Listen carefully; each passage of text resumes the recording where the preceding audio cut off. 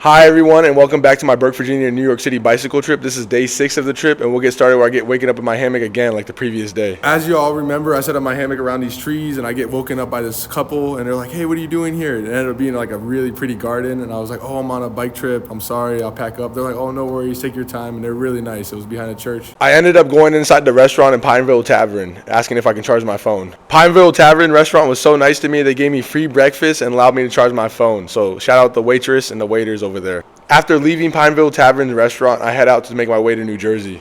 Right here, I was not following the traffic signs. Not for me, though. When I left Pineville Tavern, my phone was only at 50% battery percentage. So after riding my bicycle a couple more miles, I find another restaurant to charge my phone again. The restaurant I went to charge my phone was called Francesco's Restaurant on the River. I'm sure y'all are wondering, why does my phone keep on dying? 1, I didn't have any portable chargers. 2, I had an iPhone 6. And if you grew up during this time with the iPhone 6, you knew that the heat would deplete the battery significantly. The restaurant was closed when I got there, but luckily they were doing construction in the back. So I go in the back and I meet the owner of the restaurant, and I explain my situation, and he let me charge my phone, and he gave me some free cake bread. So shout out the owner at Francesco's Restaurant on the River. That was really big help, especially not having a portable charger. After leaving the restaurant, I check out this Washington Crossing Visiting Center for 10 minutes. First President George Washington actually crossed this river during the Revolutionary War. Yeah, I don't know why I didn't take the sidewalk either. I was literally just thinking the same thing. Oh my gosh, you guys. I made it to New Jersey. Woo!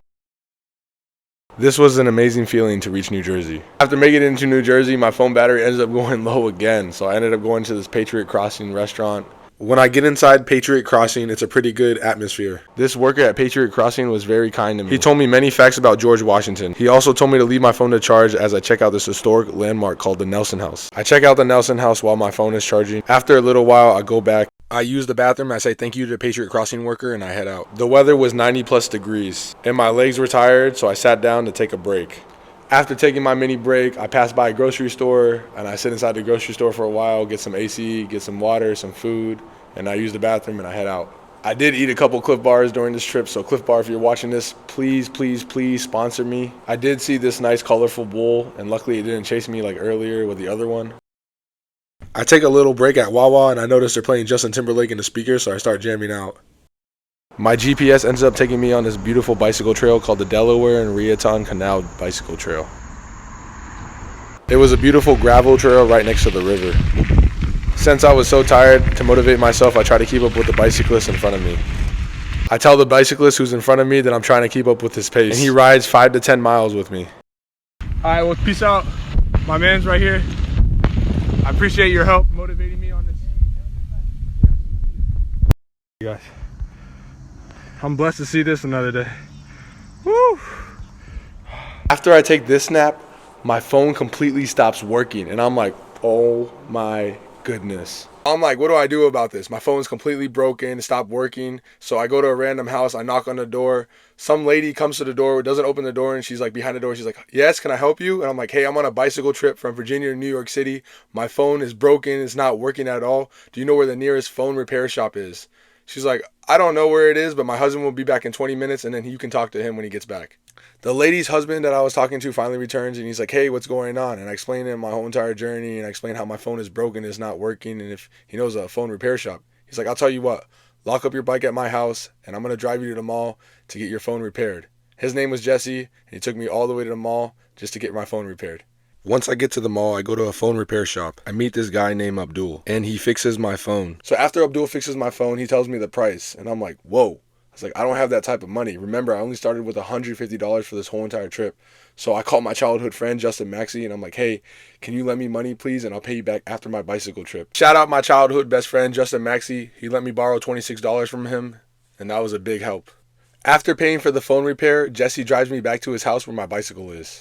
I just want to say thank you to the sky's angel. He helped me out at my time of need. My phone got messed up, and he took me all the way to the mall. I couldn't ask for anything. Thank you, Jesse. I'll never forget you for the rest of my life. After we get back to Jesse's house, we take a photo together, and also Jesse gave me some snacks to take for the remainder of my trip. He knew how broke I was, so he said, hey, this should help you out until you make it to New York. So thank you, Jesse, for giving me all those snacks. I say my farewells to Jesse, and he reminds me to always have my faith in God. Then I get back on the bicycle trail. After the bicycle trail, I ride over Queens Bridge. After I go over Queens Bridge, I go to this restaurant. I charge my phone, and they're like, hey, we're closing. I was like, do you know any other restaurants? And they're like, yeah, there's a fried chicken place down the street. So then I go to the fried chicken place. When I enter the Crown Fried Chicken restaurant, I go to the counter, and I decided to order a 2-piece chicken combo meal. The Crown Fried Chicken worker tells me it's going to be $12. I tell him I'm going to pay $7 in cash and $5 on my credit card. And the Crown Fried Chicken worker looks at me and said, no, it's a $10 minimum on the credit card. So if you can't pay it, just leave. And then he turns around to the cook, Dodi mojarawa aga pesenelede. And to translate in English what the guy said, he looked at the cook and basically said, this guy has no money, don't make any food for him. As soon as he says that to the cook, I recognize that language right away. That's the language my family speaks, called Pashto. So I look at him, I'm like, what do you mean? I just told you I have enough money to pay for this food. And he's like, oh, you can understand that? He's like, you're Pashtun and you're from Afghanistan? I was like, yes. The Afghan Crown Fried Chicken worker asked me about my family, and I tell him, he's like, whoa, he's like, I grew up with your whole entire family in Afghanistan before I moved to the United States. I'm like, oh, really? He's like, yeah. I tell him about my whole entire bicycle trip, and he's like, whoa. He's like, where are you going to sleep tonight? I was like, I'm going to look for somewhere to set up my hammock. He's like, no, you're not. He's like, I'm going to give you free food, and I'm going to make you sleep in my nephew's house. Let me call him right up. The Afghan Crown Fried Chicken manager ends up giving me all this food. And then I wait for his nephew to come, and his nephew walks in, and then he takes me to his house for a place to sleep that night. And we start walking over his house. His name was Nabi, and we start talking about my whole entire bicycle journey, and he's like, whoa, he's like, you're like Captain Afghanistan. I was like, oh, I like that name. And for these Pashtun Afghans to help me out meant the world to me, just because I've had some bad altercations with other types of Afghans in the past, and I learned that Pashtun Afghans are the most real, respectable Afghans that you ever meet. However, I do want to emphasize that there are other great Afghans that I've met that are not Pashtun. And after this moment right here, I realized I got to represent all the Afghan Americans. All right, this is my Rod. That means brother in Pashto. He's giving me a nice place to stay. This is like the most unexpected thing, but Afghans gotta look out for each other. Am I right? I finally know that. I mean, I did know that, but still. Once I get to Nabi's house, I finally get to take a shower and brush my teeth after a couple of days. I never got a chance to because of all the stuff that happened to me during this trip. And for that reason of not brushing my teeth and flossing, I was experiencing some excruciating tooth pain, which later ended up being a root canal. So brush your teeth and floss. After another long, exhausting day and night, I was finally able to get some sleep on this Afghan mattress. This is something that my ancestors slept on, and it's called a nalacha or toshak. So I go to sleep, and that was the end of day 6. But this night taught me a valuable lesson, and that lesson is, you know, Afghans gotta look out for each other, and I'm gonna try to look out for as much Afghans as I can. Thank you all so much for watching my day 6 video, and get ready for day 7, where I ride my bicycle from Bound Brook, New Jersey to Times Square, New York. I've had so many delays on this trip. Oh my gosh, this is my 3rd time repairing my phone.